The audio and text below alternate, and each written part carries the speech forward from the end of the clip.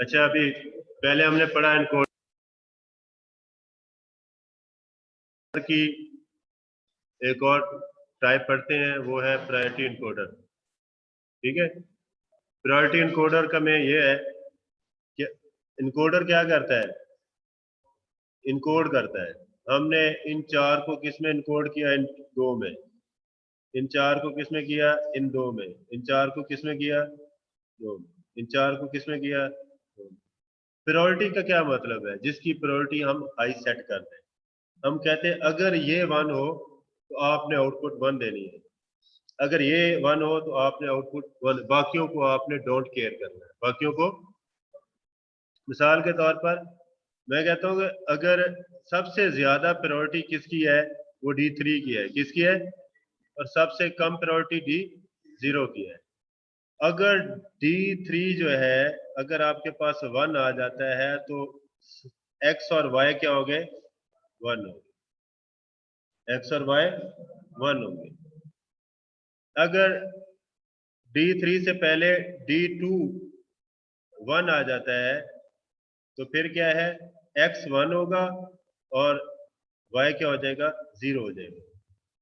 इसमें जब D one होगा तो फिर क्या होगा, एक्स वाई वन होगा और ये क्या हो जाएगा, जीरो हो जाएगा। और अगर ये वन है तो इसकी लीस्ट होती है तो इसका कोई फायदा कोई नहीं, ये दोनों जीरो जीरो, ये दोनों जीरो जीरो। तो बाकी सारे डोंट केयर करते हैं, बाकी सारे डोंट केयर। अब आपने ये ट्रुथ टेबल देखा, थोड़ा सा इसमें ना हैंकी बैंकी लगी हुई है, चेक करें क्या हुआ है। वैसे आप पहले 4-0-4-1 करते हैं, 8-0-8-1 करते हैं। इसमें जिसकी सबसे ज्यादा प्रायोरिटी है उसको राइट साइड पे रखा गया, 4-0-4-1, फिर 2-0-2-1, इस तरह करके। तो टेबल भी थोड़ा सा डिफरेंट सा बनाया हुआ है। उसमें से कुछ कॉम्बिनेशन उठाई है, अगर ये हो तो ये वाला आ जाए।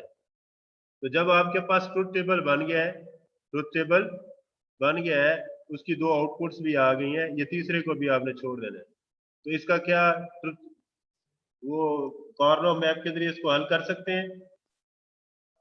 तो कॉर्नर ऑफ मैप आपने लगाना है, कॉर्नर ऑफ मैप के जरिए से इसको हल करना है। क्लियर है कि जब D0 क्या होगा, जीरो होगा, D0 या D3 जीरो होगा तो बाकी सारे जीरो होंगे। ठीक हो गया। अब इसमें जहां जहां पे वन आता है, ये वन आया है, ये वन आया है, इसकी जगह पे फिर आपने क्या करना है, इसको कॉर्नर मैप के जरिए हल करना है। ये वाई को आपने हल किया हुआ है, ये किसको हल किया हुआ है, और इधर किसको हल किया हुआ है, एक्स को हल किया हुआ है। एक्स का जवाब ये आ गया, D+D2 D3, और इसका है D3+D1 D2 बार। और फिर इससे आपने क्या हल किया है, कितने, D1 D2 D3, D1 D2 और D3 आ गया। ठीक है, D1 D2 D3, एक D0 वैसे लगा देनी है आपने। इसमें x आ गया आपको इधर, y इधर आ गया, और x इधर आ गया। ये जो v था ना, v, इसकी भी आउटपुट देनी। इसमें ये है कि जब 0-0 हो तो जवाब कितना है, वन। जब 0-1 हो तो जवाब कितना है, वन। 1-0 हो तो वन। और ये जब डोंट केयर वाली कोई आ जाती है तो जवाब फिर जीरो है। तो उसके लिए ये वाला लगाया गया है।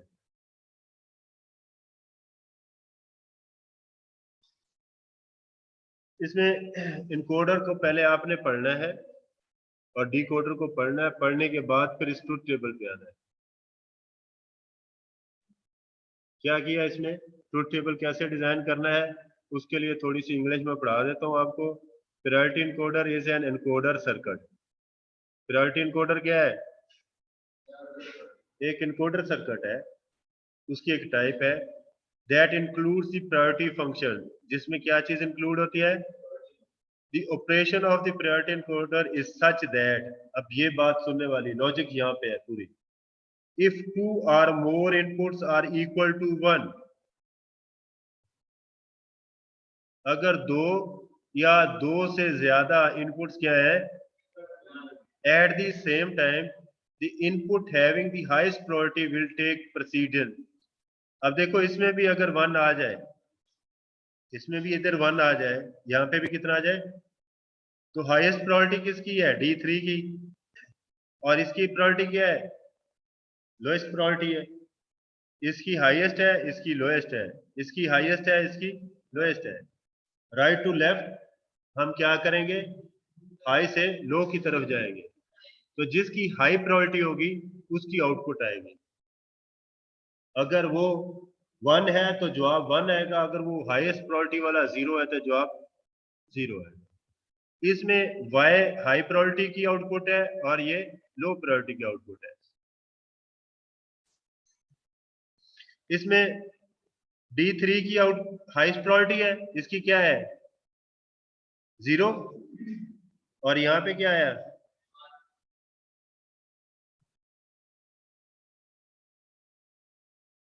सिर्फ लॉजिक को समझना बेटा।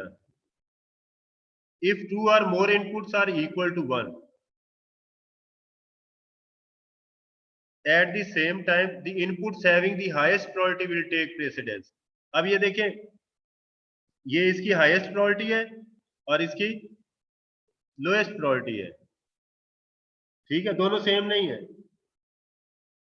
हाईएस्ट प्रायोरिटी के लिए y है और लोएस्ट प्रायोरिटी के लिए x है, तो हाईएस्ट प्रायोरिटी को क्या मिल जाएगा, जीरो, और इसको क्या मिल जाएगा, ये है 1 0 0, ये क्या है।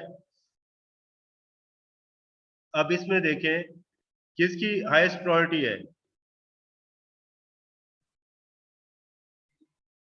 आपने देखना है, इधर से इस तरफ जाएं, हाईएस्ट से लो कर लें, हाईएस्ट से लो कर लें, या फिर आप शुरू से ही ट्रुथ टेबल बनाते हुए इधर से हाईएस्ट से लो कर लें, आपकी मर्जी है। और इधर से फिर हाईएस्ट लो ये वाला आएगा, लो टू हाईएस्ट, ठीक है, और इधर से हाईएस्ट टू लो इस तरफ कर लें। जो भी आपने पहले एक पैटर्न सेट कर लेना है, फिर उसकी इसी के हिसाब से आपने चलना है। इसमें क्या है, इसमें इसने ये इसको लो किया है तो इसकी आउटपुट इस तरफ आ गई, इसको लो की तरफ, हाई है तो हाई की तरफ, ये लो है और ये क्या है, हाई है, ठीक है। इसके हिसाब से करेंगे तो इधर क्या आ जाएगी, हाई की तरफ हाई आ जाएगा, लो की तरफ लो आ जाएगा। इस पूरे को समझना है आपने, बस ये लॉजिक है। प्रायोरिटी की क्या है, two or more inputs are equal to one, अगर दो या दो से ज्यादा इनपुट्स क्या होगी, at the same time input having highest priority will take precedence, तो वो जिसकी हाई प्रायोरिटी होगी वो आगे आएगी। The truth table of 4 input priority encoders is given. X is or don't care conditions. X जो है वो कौन सी है, that design the fact that the binary value may be equal either 1 0 or 1. X का मतलब है यहाँ पे 0 भी हो सकता है, यहाँ पे 1 भी हो सकता है। Input D3 has the highest priority. अब देखें ये D3 की क्या है, हाईएस्ट प्रायोरिटी है,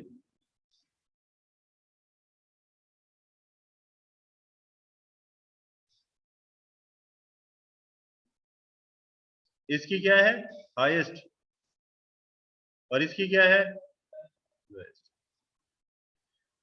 So regardless of the values of the other inputs, when this is 1, the output for xy is 1 1. ये क्या D3 जब 1 होगी तो x और y की वैल्यूज क्या होंगी, 1 1 होगी। जब D3 1 होगा तो x और y क्या होंगे, 1 1 होंगे। D2 has the next priority level. The output is 1 0 if D2, अब ये देखें आउटपुट क्या होगी, 1 0 if D2 is 1। अब D2 क्या है, 1 है, तो इसकी आउटपुट क्या होगी, 1 0 होगी।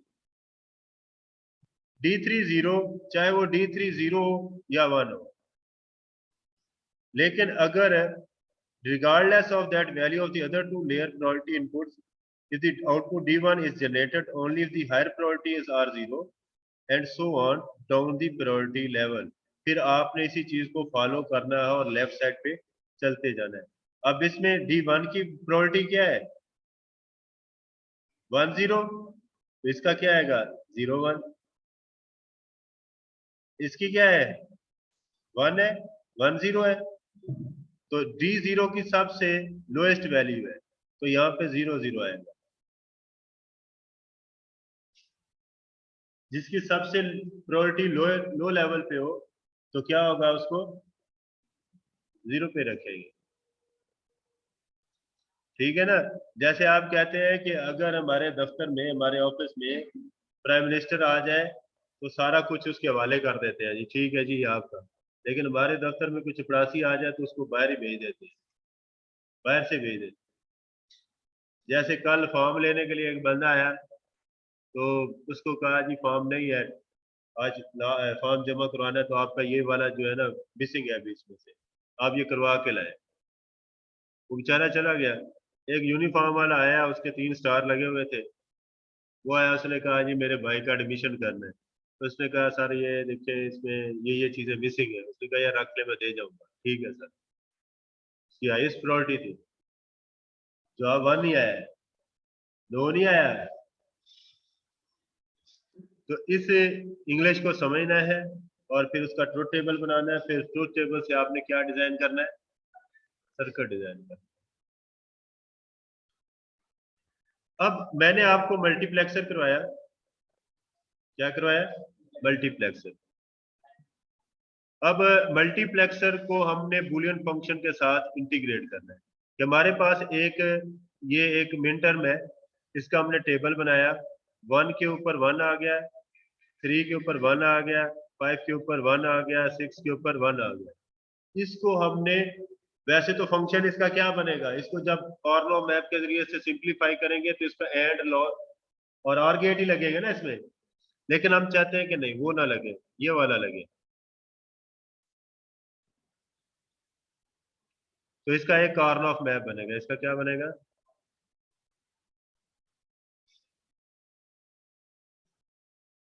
अच्छा, ये मल्टीप्लेक्सर में आपने मुझे बताना है कि क्या होता है.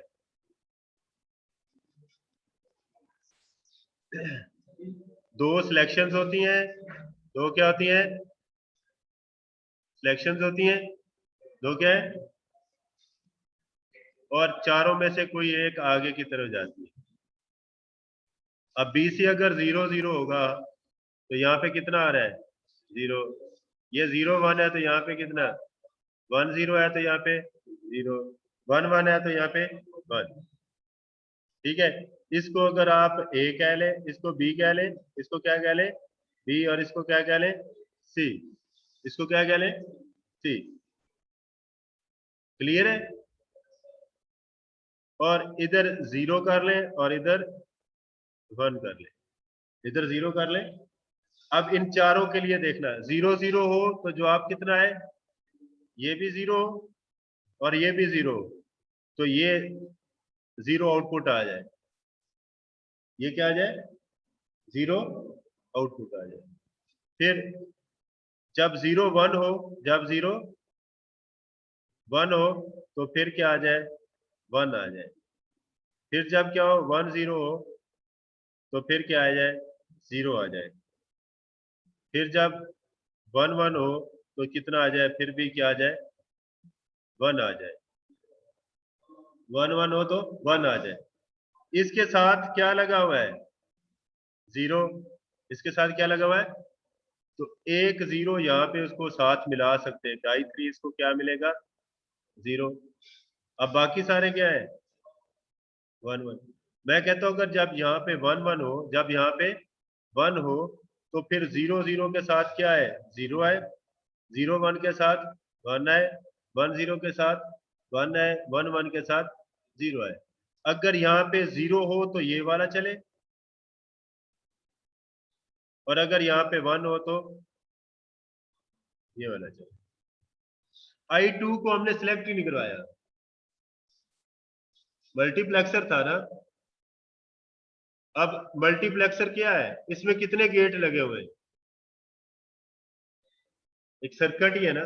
तो मल्टीप्लेक्सर को बतौर हम बूलियन फंक्शन के तौर पर भी यूज कर सकते हैं। कौन करेगा इस क्वेश्चन को, ये पेपर में आएगा, गारंटी के साथ कह रहा हूं।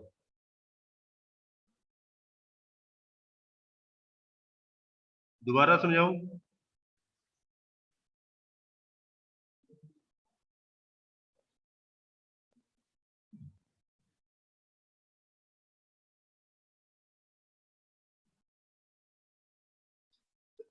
देखो ट्रुथ टेबल बन जाए ना, ट्रुथ टेबल बन जाए तो कॉर्न ऑफ मैप आपके लिए अब मसला नहीं है।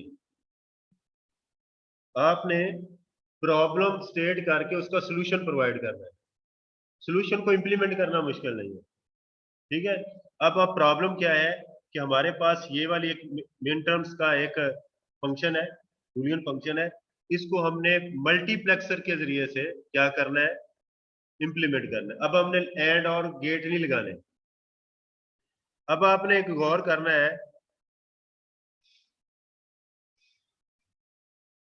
ये वाला पोर्शन,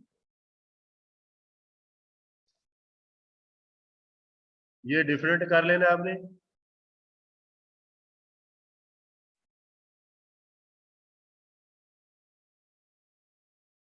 ये वाला पोर्शन डिफरेंट कर लेना।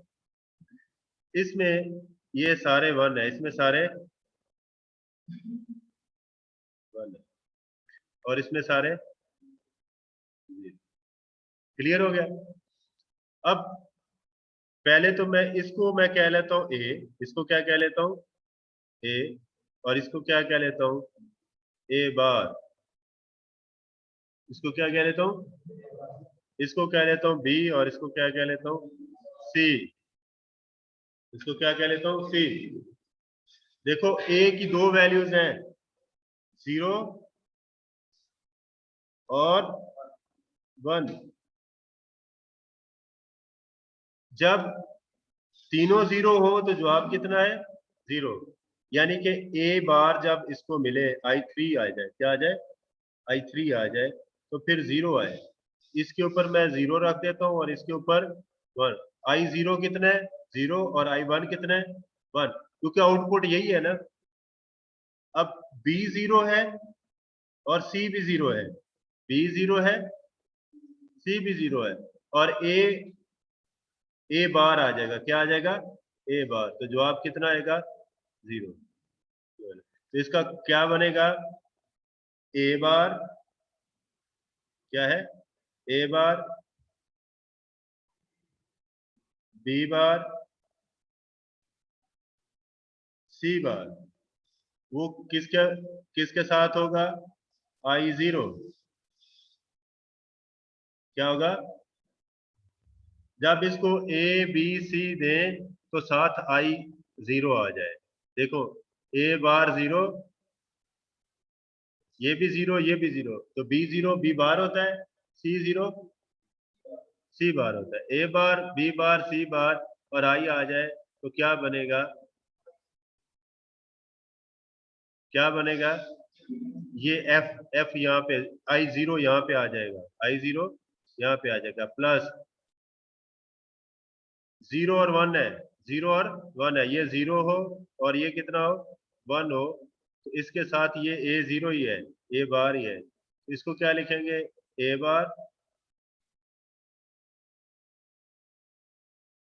बी बार, सी बार, और इसकी कितनी आ रही है, 1। सी ऊपर बार नहीं है, ठीक है, सी अकेला ही आएगा, साथ क्या आ जाएगा, I1। फिर 0 1 0 है, 0 1 0 है, तो ए बार, बी और सी बार, और साथ इसके आउटपुट कितनी है, 0, तो I0 साथ लिख देंगे। इसी तरह सब कॉम्बिनेशन के लिए ये प्लस करते जाएंगे और इसका सर्किट डिजाइन कर लेंगे, इसका क्या करेंगे, सर्किट डिजाइन कर लेंगे। अब इसको ए कह लें, इसको ए बार कह लें, और बी बार सी, तो इसके अंदर ऑलरेडी सर्किट बना हुआ होता है, ठीक है, वो सर्किट वही बनेगा जो हमने बनाया होगा, ठीक है। तो आपने एक मल्टीप्लेक्सर को यूज करना है बतौर बूलियन फंक्शन के। किसके? बूलियन फंक्शन के इस्तेमाल करना है। इसी तरह ये आपकी असाइनमेंट है बेटा।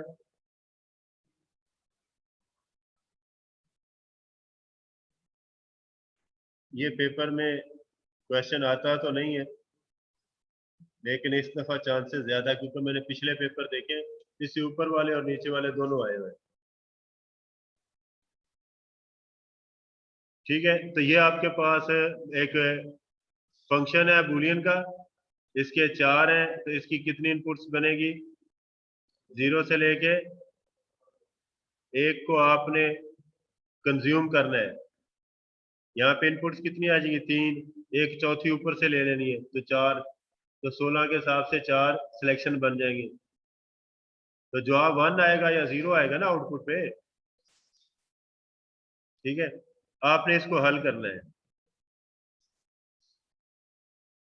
ये आपने हल, इसका YouTube के ऊपर इसके ना पड़े हुए हैं, सोल्यूशन पड़े हुए हैं। आप इसी तरह ये पुट करके देखेंगे ना, सर्च करेंगे, तो ये आपको जवाब मिल जाएगा। बड़ा अच्छा अच्छा समझाया हुआ है। एक इंडियन ऑथर है, वो भी अच्छा समझाता है। एक और लड़का है, वो पाकिस्तानी है, पंजाब यूनिवर्सिटी का ही है। ठीक है, वो मैंने एक कॉर्न ऑफ मैप 5 और 6 वाला बनाया ना, तो उसने मुझे कॉल भी की। उसने मुझे कहा कि आप 5 का समझा देते हैं, 6 का कैसे करेंगे? मैं कहा टेबुलेशन मेथड से। कहते 6 का तरीका आता है। मैंने कहा जी मैंने बताया हुआ है।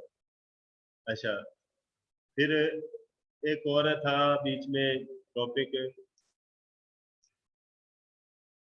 लास्ट टाइम जो किया था हमने, ये जो बाइनरी नंबर सिस्टम नहीं है, इसका मैंने बताया कि वो एक शक्ल याद कर लेनी है आपने, दरमियान में 10 लिखना है। और हाँ बिल्कुल इसी तरह। वो कहता है इससे मुझे बड़ा फायदा हुआ है अब, लेकिन वो, उसका पढ़ाने का तरीका बहुत अच्छा है, वो भी अच्छा पढ़ाता है, लेकिन ना उसके पास टेक्नोलॉजी है कि वो यूज कर सके इस तरह की, ना मेरे पास है। ठीक है, मैं भी इसी तरह स्लाइड्स बना के करता हूँ। असल में टाइम का है मसला ना, पूरा लेक्चर तैयार करने में पूरा दिन लगता है, एक एक चीज समझाने के ऊपर, एक एक चीज। व्हाइट बोर्ड हो तो फिर मसला कोई नहीं है, व्हाइट बोर्ड पे मैं आसानी के साथ समझा सकता हूँ। इस पे ये है कि आपको थोड़ा सा आइडिया हो जाता है, आप खुद भी इसके ऊपर सर्च करनी है आप लोगों ने।